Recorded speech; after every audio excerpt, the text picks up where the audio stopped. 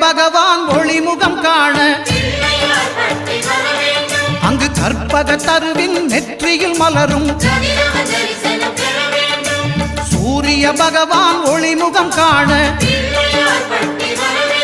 அங்கு கற்பக தருவின் நெற்றியில் மலரும் இருளை விலக்கி உலகை எழுப்பும் ஞாயிறு அங்கே குடியிருப்பான் அவன் ஆனை முகத்தனின் அடியவர் மனத்தில் ஒளியாய் வந்து கொலுவிருப்பான்